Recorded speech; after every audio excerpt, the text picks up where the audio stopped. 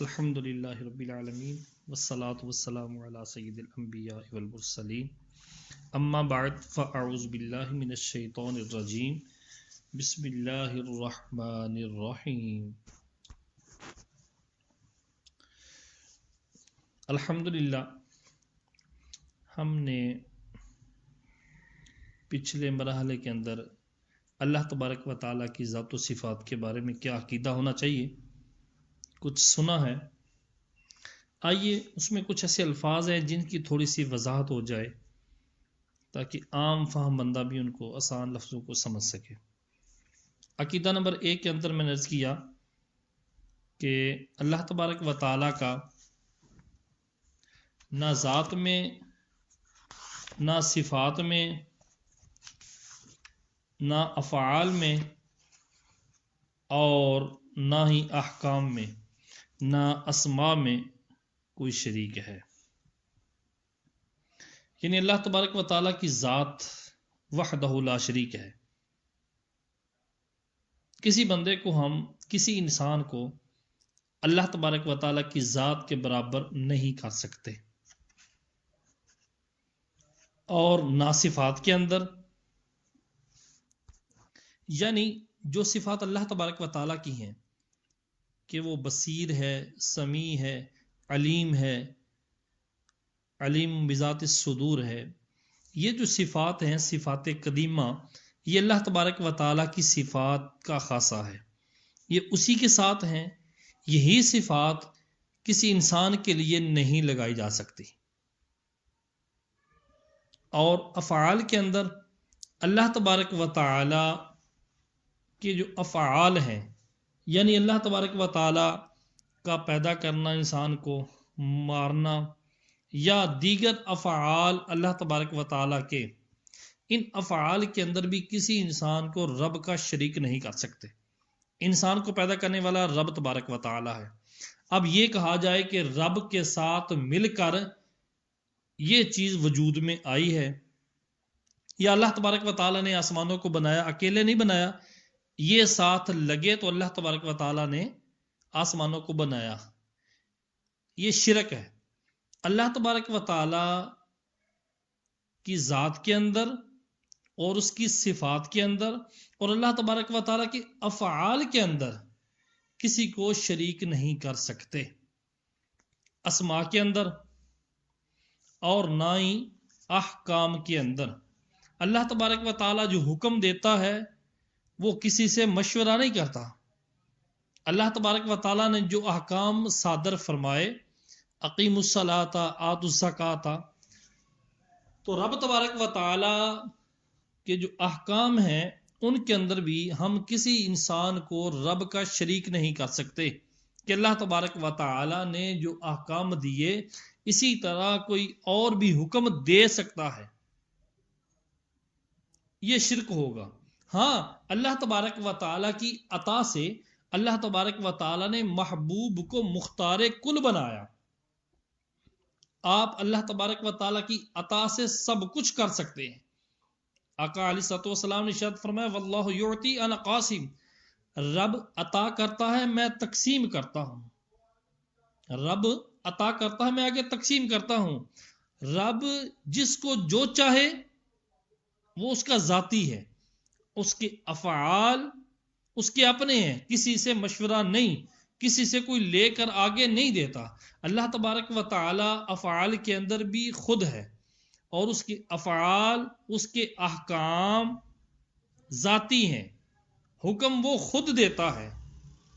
اس کی عطا سے انبیاء دیں، اس کی عطا سے انبیاء احکام لوگوں تک پہنچائیں، حقیقتاً حکم فرمانے والا رب تبارک و تعالی ہے۔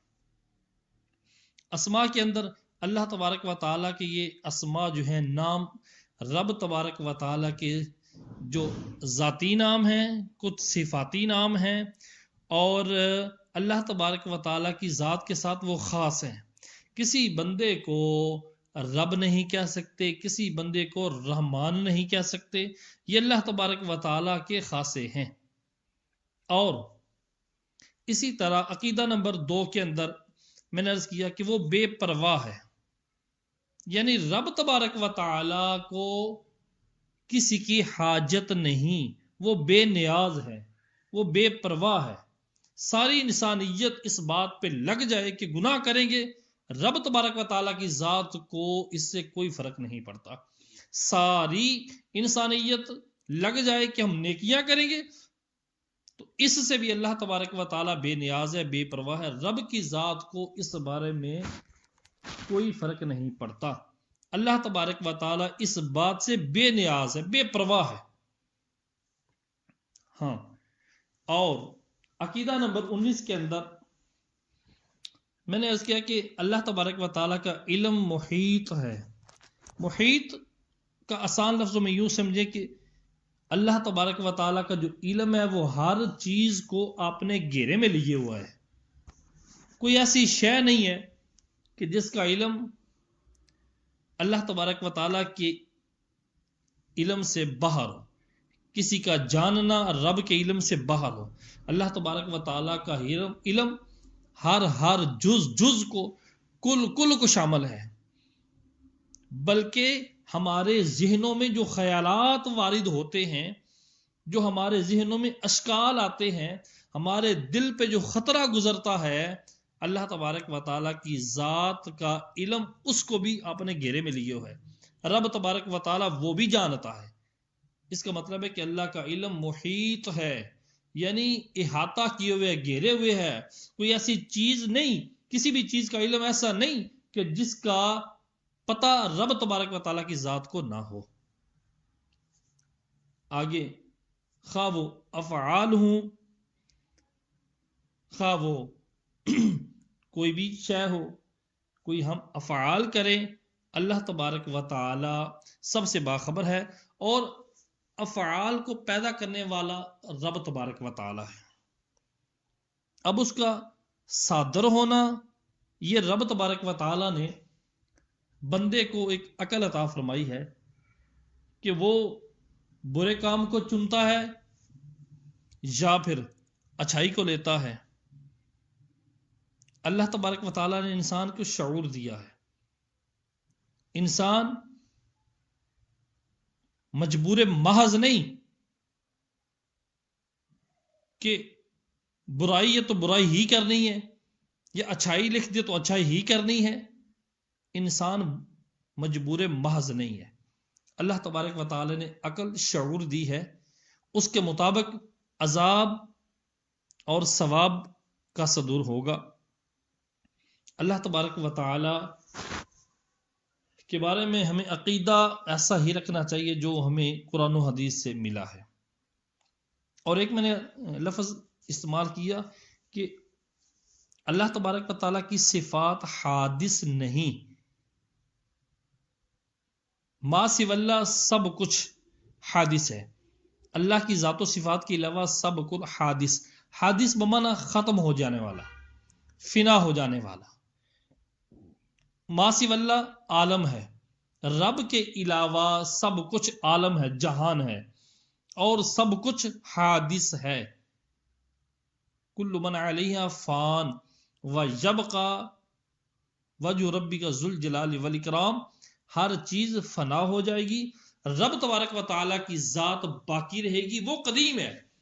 رب کے علاوہ سب کچھ حادث ہے، حادث بمانا ختم ہو جانے والا۔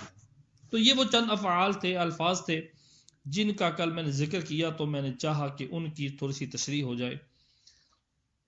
تو آئیے آج ہم آگے کچھ قضاء و قدر کے بارے میں سنتے ہیں۔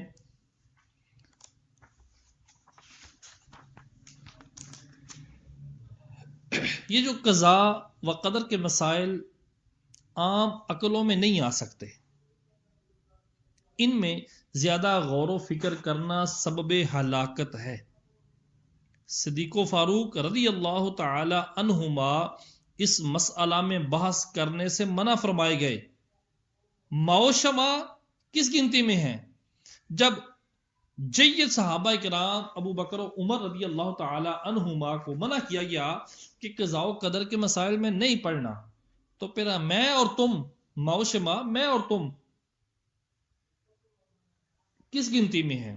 اتنا سمجھ لو کہ اللہ تعالیٰ نے آدمی کو مثل پتھر اور دیگر جمادات کے بے حس و حرکت نہیں پیدا کیا، بلکہ اس کو ایک نوع اختیار دیا ہے، ایک طرح کا اختیار دیا ہے کہ ایک کام چاہے کرے چاہے نہ کرے، اور اس کے ساتھ ہی عقل بھی دی ہے کہ بھلے برے نفع نقصان کو پہچان سکے، اور ہر قسم کے سامان اور اسباب مہیا کر دیے ہیں کہ جب کوئی کام کرنا چاہتا ہے اسی قسم کے سامان مہیا ہو جاتے ہیں، اور اسی بنا پر اس پر مواخذہ ہے۔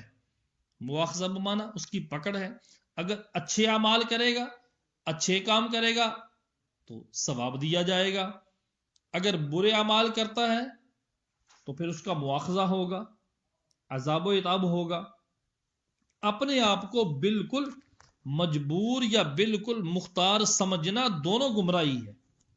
یہ کہہ دینا کہ ہم تو بالکل مجبور ہیں، ہم اپنی مرضی سے کچھ نہیں کر سکتے، بس جو کہہ دیا رب تبارک و تعالیٰ نے، جو لکھ دیا وہی ہم نے کرنا ہے، اس کے علاوہ ہم کچھ نہیں کر سکتے۔ یا پھر یہ سمجھنا کہ ہم بالکل آزاد خیال ہیں، دل جو چاہے گا وہی کریں گے، من جو کہے گا اسی کو اپنائیں گے، یہ بھی نہیں ہے۔ اللہ تبارک و تعالی نے عقل و شعور عطا فرمائی، اچھے اور برے میں تمیز کرنے کے لیے عقل عطا فرمائی کہ یہ کام اچھے ہیں یہ برے ہیں، یہ شعور عطا فرمایا۔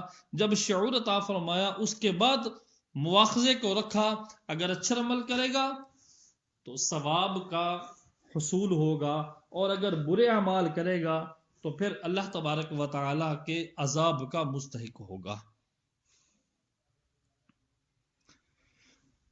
مسئلہ نمبر 2، برا کام کر کے تقدیر کی طرف نسبت کرنا اور مشیت الہی کے حوالے کرنا بہت بری بات ہے۔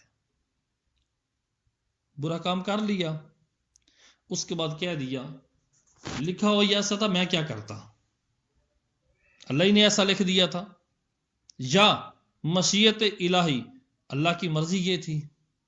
گناہ خود کر رہا ہے، برے کام خود کرتا ہے، اپنے ہاتھوں سے رشوت خوری کا کام کرتا ہے، اپنے ہاتھوں سے برے اعمال کرتا ہے، اور کہتا کیا ہے کہ تقدیر میں ایسا لکھا تھا، کہ رب کی مرضی یہ تھی۔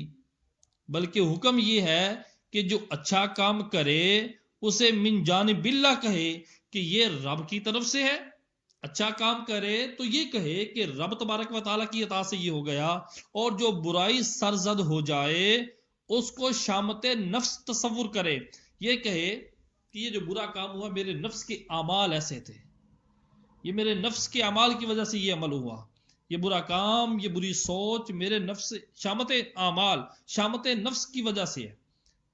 اپنے نفس کو اس میں لائے، یہ نہ کہے کہ رب کی مرضی یہ تھی کہ میں برا کام کروں، معاذ اللہ، کہ تقدیر میں ایسا لکھ دیا تھا اس وجہ سے میں نے ایسا کر دیا۔ بلکہ آسان لفظوں میں یہ ہے کہ علماء فرماتے ہیں، صاحب بہار شریعت فرماتے ہیں، اگر کوئی اچھا کام کرے تو رب کی عطا سمجھے اور کہے کہ اللہ تبارک و تعالیٰ کی طرف سے یہ ہے، اور اگر برائی سرزد ہو جائے تو اپنے شامت نفس کو تصور کرے کہ میرے نفس کی وجہ سے، میرے خواہش نفس کی وجہ سے یہ معاملہ ایسا ہوا۔ عقیدہ نمبر 25، اللہ تعالی جہت، مکان، زمان، حرکت، سکون و شکل و صورت جمیع حوادث سے پاک ہے۔ اللہ تبارک و تعالی جہت، مکان و زمان، جہت سمت جی ہم کہتے ہیں نا، مشرق کی طرف، مغرب کی طرف، شمال کی طرف، جنوب کی، یہ جہت سمت، مکان زمان، مکان کوئی جگہ، زمان زمانہ، کہ رب اب ہے کل نہیں تھا، پرسوں ہے تو ترسوں نہیں تھا، یہ زمان۔ حرکت اور سکون، ہمارا ہلنا یہ حرکت ہے، ساکن ہو جانا، رک جانا یہ سکون ہے۔ شکل و صورت، انسان کی شکل و صورت، اور اس کے علاوہ جمیع حوادث سے پاک ہے۔ یعنی اللہ تبارک و تعالیٰ کے لیے یہ افعال، یہ چیزیں کہ رب تبارک و تعالیٰ سمت سے، مکان سے، جگہ سے، زمانے سے، اور ہلنے جلنے سے، سکون کرنے سے، اور شکل و صورت سے، اس کے علاوہ جتنی چیزیں حادث ہونے والی ہیں، جمیع حوادث، جتنی چیزیں حادث ہونے والی ہیں، اللہ تبارک و تعالیٰ کی ذات اس سے پاک ہے۔ یعنی پھر سوال ذہن میں یہ آتا ہے کہ اللہ تعالیٰ نے فرمایا ید اللہ فوق ایدیہم، رب کا ہاتھ ان کے ہاتھوں میں ہے، اور الرحمن علی العرش استوا، کہ رحمان استوا فرمائے ہوئے ہے۔ تو جب یہ اس طرح کی باتیں ذہن میں آئیں تو آسان لفظوں میں یہ کہنا چاہیے کہ اللہ تبارک و تعالیٰ کا دست قدرت، ید اللہ فوق ایدیہم، اللہ تبارک و تعالیٰ کا دست قدرت ان پر ہے، اور الرحمن علی العرش استوا، رحمان عرش پر استوا فرمایا ہے، وہ اپنی شیان شان استوا فرمایا ہے۔ اس کے تفاصیر میں دیکھا جائے تو اس کے معنی سمجھ میں آتے ہیں، اور عام آسان لفظوں میں یہی کہنا چاہیے کہ اللہ تبارک و تعالیٰ کی اپنی شیان شان یہ کام کرتا ہے۔ اب یہ نہ کہا جائے کہ رب اوپر بیٹھا ہے، رب نیچے بیٹھا ہے، رب ادھر بیٹھا ہے، رب یہ کر رہا ہے، وہ کر رہا ہے، یہ کام حوادث ہیں، یہ سارے کام حادث ہونے والے ہیں، اور اللہ تبارک و تعالیٰ کی ذات ان سے پاک ہے، جہت سے، مکان سے، سمت سے، جہت سے، جہاد سے، حرکت و سکون سے، شکل و صورت سے، اللہ تبارک و تعالیٰ کی ذات پاک ہے۔ پھر سوال یہ آتا ہے کہ اللہ تبارک و تعالیٰ کے بارے میں کہ رب تبارک و تعالیٰ کو جنت میں دیکھیں گے تو شکل تو ہوگی، وہ صورت تو ہوگی۔ امام الانبیاء نے، آقا علیہ الصلوۃ والسلام نے رب تبارک و تعالیٰ کو دیکھا، تو اس کا جواب یہی ہے کہ اللہ تبارک و تعالیٰ کو جب جنت میں ہم دیکھیں گے تو ہم بتا دیں گے کہ رب ایسا ہے۔ پھر نبی علیہ الصلوۃ والسلام نے رب کو دیکھا تو رب جانے، رب کا محبوب جانے۔ عقیدہ نمبر 26، دنیا کی زندگی میں اللہ عز و جل کا دیدار نبی صلی اللہ تعالی علیہ وآلہ وسلم کے لیے خاص ہے،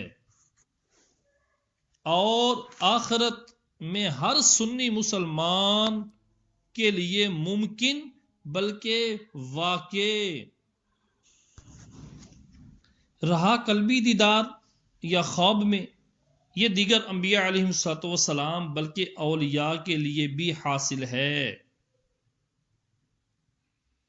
ہمارے امام اعظم رضی اللہ تعالی عنہ نے خواب میں 100 بار زیارت کی، سبحان اللہ۔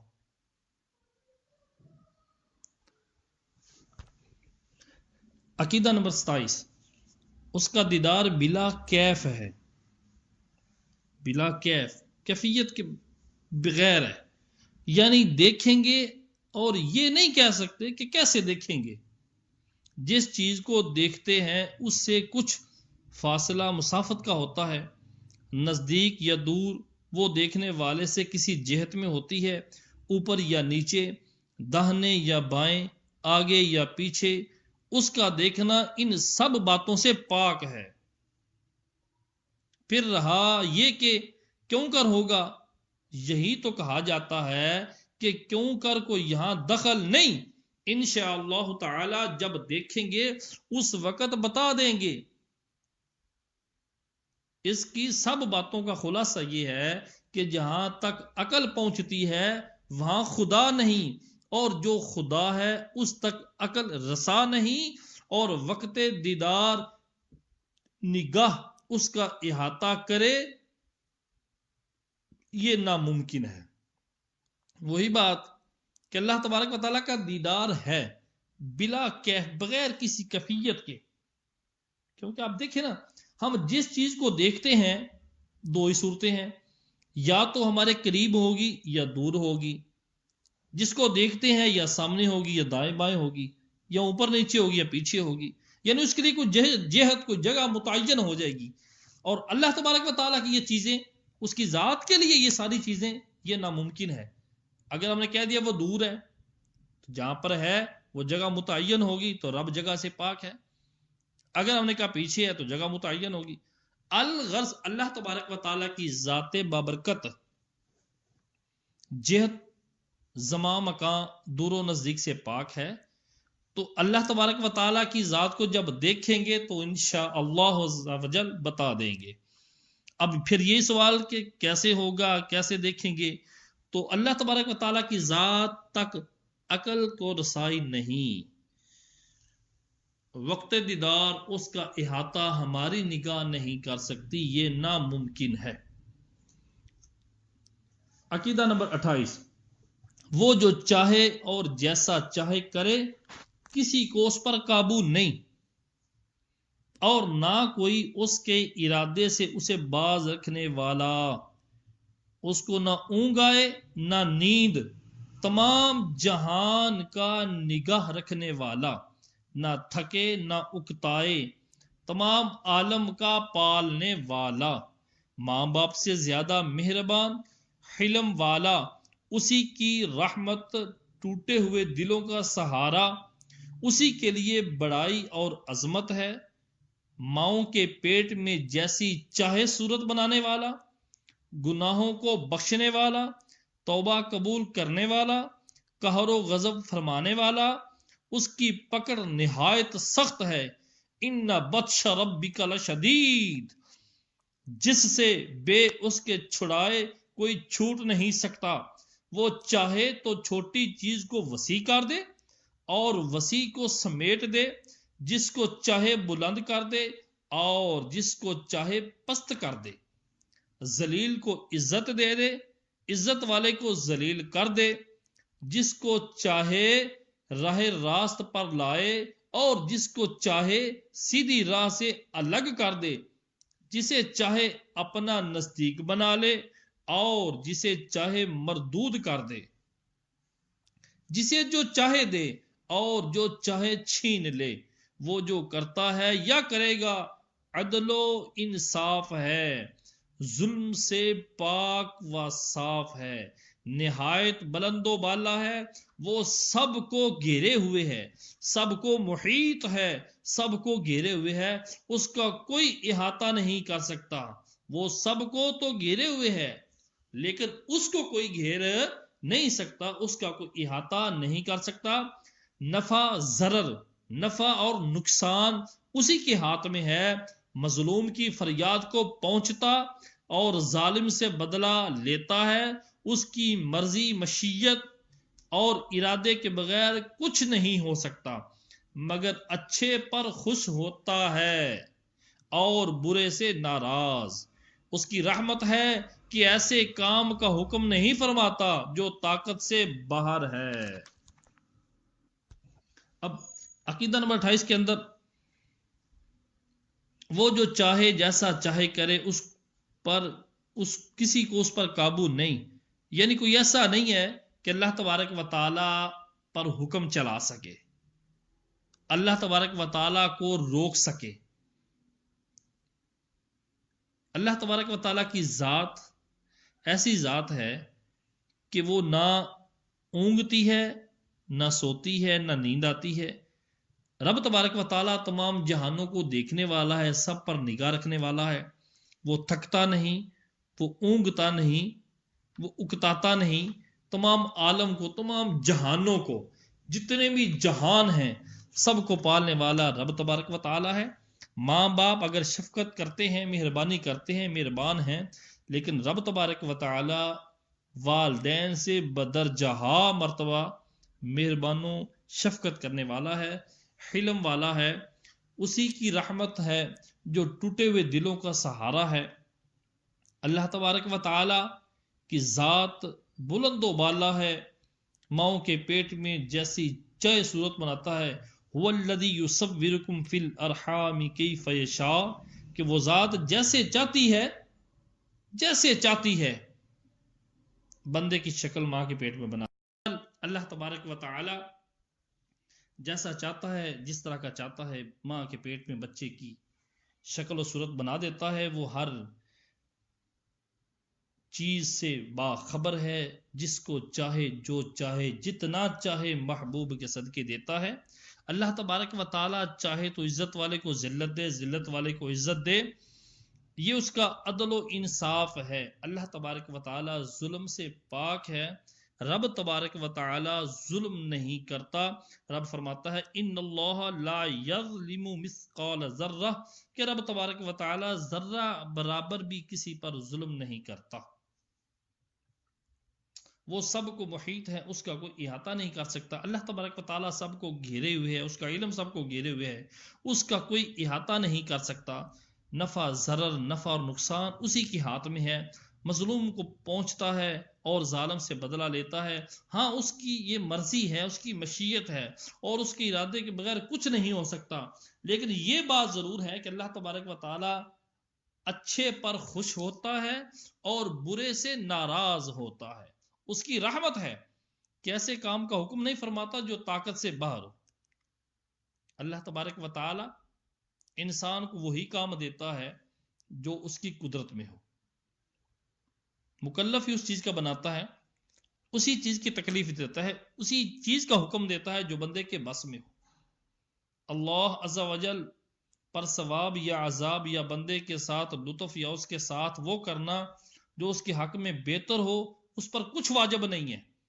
اللہ تبارک و تعالیٰ واجب نہیں ہے کہ اس بندے نے عبادت کی تو ہم اس کو جنت ہی دوں، اس پر کچھ واجب نہیں ہے۔ مالک علی الاطلاق ہے، اللہ تبارک و تعالیٰ مطلق مالک ہے، مطلقاً مالک ہے، کسی چیز کے ساتھ مالک نہیں۔ اس وجہ سے نہیں دنیا کی مثال ہے کہ میں نے یہ مکان خریدا تو میں مالک ہوا، میں نے چیز لی تو مالک۔ اللہ تبارک و تعالیٰ مطلق علی الاطلاق مالک ہے، جو چاہے کرے، جو چاہے حکم دے۔ ہاں اس نے اپنے کرم سے وعدہ فرما لیا کہ مسلمانوں کو جنت میں داخل فرمائے گا، اور بمقتضائے عدل کفار کو جہنم میں۔ اللہ تبارک و تعالیٰ کا عدل یہ تقاضا یہ کرتا ہے کہ کفار جہنمی ہیں اور ان کو جہنم میں ہی ڈالا جائے، اور اس کے وعدہ و وعید بدلتے نہیں۔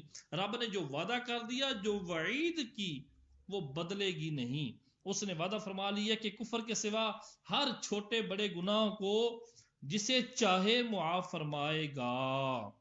اللہ تبارک تعالیٰ کی بارگاہ میں دعا ہے کہ رب کعبہ ہمیں اسی طرح کے عقائد اپنانے کی توفیق عطا فرمائے، علم دین حاصل کرنے، دوسروں تک پہنچانے کی توفیق عطا فرمائے۔ وما علی الا البلاغ۔